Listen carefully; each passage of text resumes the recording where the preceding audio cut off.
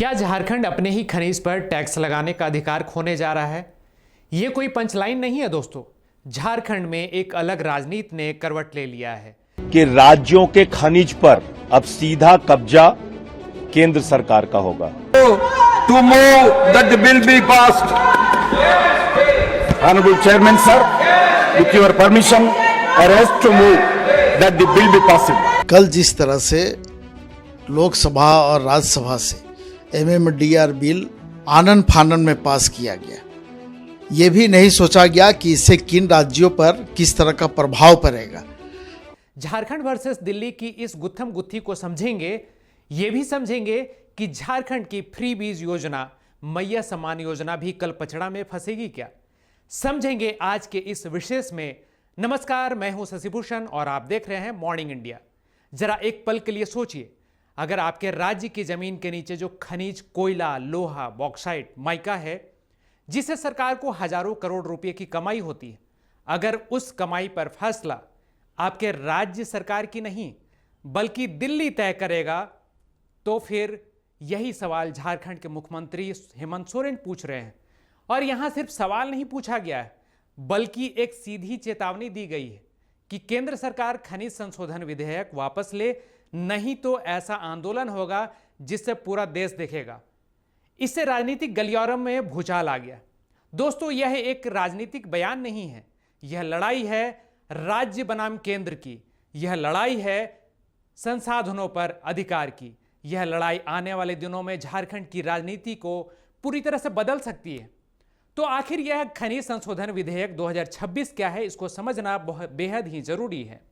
हेमंत सोरेन इतने नाराज क्यों हैं और क्यों कहा जा रहा है अगर यह कानून लागू हुआ तो झारखंड जैसे खनिज समृद्ध राज्यों को सबसे बड़ा झटका लग सकता है।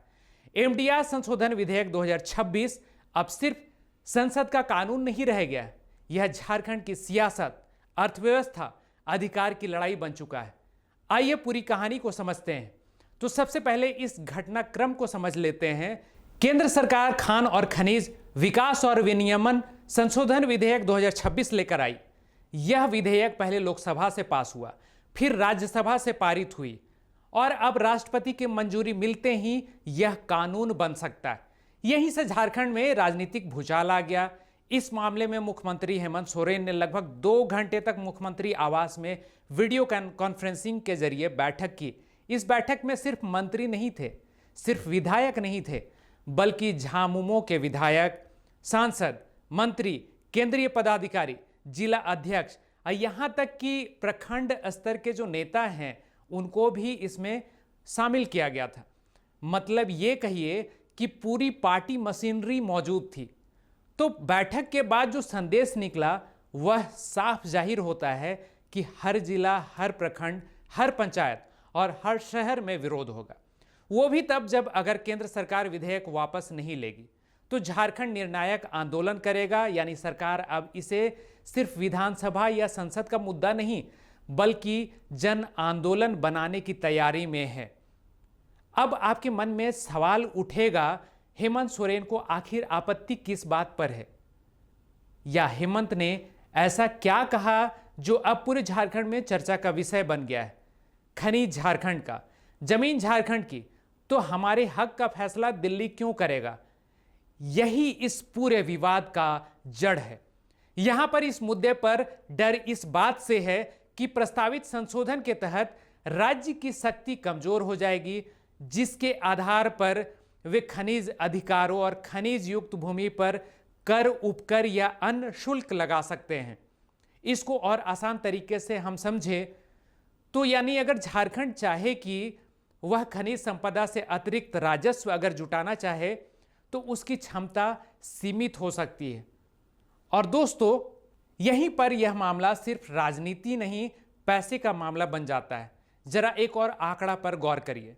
झारखंड सरकार का दावा है कि राज्य अपने गैर कर राजस्व का लगभग 84.9% हिस्सा खनन से आता है। यानी साफ है, राज्य की कमाई एक बड़ा हिस्सा खनिज से जुड़ा हुआ है। सरकार यह भी कह रही है कि मिनरल बेयरिंग लैंड से आने वाले वर्षों से हजारों करोड़ रुपए मिलने का अनुमान है। यानी हजारों करोड़ रुपए जो सड़क, पुल, अस्पताल, स्कूल, सामाजिक सुरक्षा, आवास योजनाओं, विकास परियोजनाओं में जो खर्च हो सकते हैं, अब ये भी समझना है कि अगर यह स्रोत कमजोर पड़ेगा तो सबसे पहले असर कहां दिखेगा। तो झारखंड सरकार साफ कह रही है आवास योजनाओं पर, सामाजिक सुरक्षा योजनाओं पर, विकास और कल्याणकारी योजनाओं पर। यानी यह बहस सिर्फ खनन उद्योग की नहीं है, बल्कि आम लोगों तक पहुंचने वाली सरकारी योजनाओं की भी है। इसमें फ्री बीज मैया सम्मान योजना पर भी कैंची लग सकती है। दोस्तों, ये मुद्दा को लेकर हेमंत सोरेन ने प्रधानमंत्री नरेंद्र मोदी को पत्र लिख डाला है। पत्र में विधेयक की कई धाराओं पर पुनर्विचार करने की मांग रखा गया है। सोरेन तो यह भी कह रहे हैं कि यह संशोधन राज्यों की वित्तीय स्वायत्तता को प्रभावित कर सकता है, संघीय ढांचों पर असर डाल सकता है और राज्यों की कर लगाने की शक्ति को कमजोर कर सकता है। बात इतना ही नहीं है, हेमंत सरकार ने राष्ट्रपति को ही पत्र लिखा है और मंजूरी ना देने की आग्रह किया गया। साथ ही नेता प्रतिपक्ष राहुल गांधी को ही पत्र भेजकर समर्थन मांगा गया है। यानी दोस्तों, इस मुद्दे को राष्ट्रीय स्तर पर उठाने की पूरी कोशिश शुरू हो चुकी है। अब जरा यह भी समझना जरूरी है केंद्र सरकार का पक्ष क्या हो सकता है। इस विधेयक के जो समर्थक है वो क्या तर्क दे सकते हैं। वो अलग अलग राज्यों में अलग अलग कर और शुल्क होने से उद्योगों पर अतिरिक्त बोझ पड़ता है। खनन कंपनियों के लिए नियम जटिल हो जाते हैं, निवेश प्रभावित होता है। अगर पूरे देश में एक समान व्यवस्था होगा तो उद्योगों को राहत मिलेगी। ये केंद्र का एक अपना तर्क है। खनन क्षेत्र में निवेश बढ़ेगा और उत्पादन तेज होगा। अब इस बात को समझिए, एक तरफ राज्य कह रहा है हमारा अधिकार छीना जा रहा है, दूसरी तरफ केंद्र यह कह रहा है कि हम व्यवस्था को सरल और निवेश और अनुकूल बना रहे हैं। यही वजह है कि यह विवाद कानूनी भी है, आर्थिक भी है और राजनीतिक भी है। दोस्तों, अब एक और महत्वपूर्ण बात है, इस विधेयक में एक ऐसा प्रावधान भी बताया जा रहा है जिससे लेकर झारखंड सरकार विशेष रूप से चिंतित है। सरकार का आरोप है कि पूर्वव्यापी प्रभाव यानी रेट्रोस्पेक्टिव इफेक्ट के जरिए पहले से लगाए गए कुछ कर या शुल्क भी प्रभावित हो सकते हैं। मान लीजिए अगर ऐसा होता है तो राज्य के बकाया राजस्व दावों पर भी असर पड़ सकता है। यानी बात सिर्फ भविष्य की कमाई की नहीं है, बल्कि पहले वाले जुड़े वित्तीय अधिकारों की भी है। दोस्तों, झारखंड, उड़ीसा और छत्तीसगढ़ जैसे राज्य भारत के सबसे बड़े खनिज समृद्ध राज्य हैं। कोयला, लौह अयस्क, बॉक्साइट, मैग्नीज और कई अन्य खनिज इन्हीं राज्यों की अर्थव्यवस्था की रीढ़ है। अगर इन राज्यों को लगता है कि उनके संसाधनों पर उनका नियंत्रण कम हो रहा है तो स्वाभाविक है कि राजनीतिक प्रतिक्रिया भी तीखी होगी और हेमंत सोरेन की चेतावनी इसी प्रतिक्रिया का एक सबसे बड़ा संकेत है। अब सबसे बड़ा सवाल, क्या सचमुच झारखंड में बड़ा आंदोलन होगा?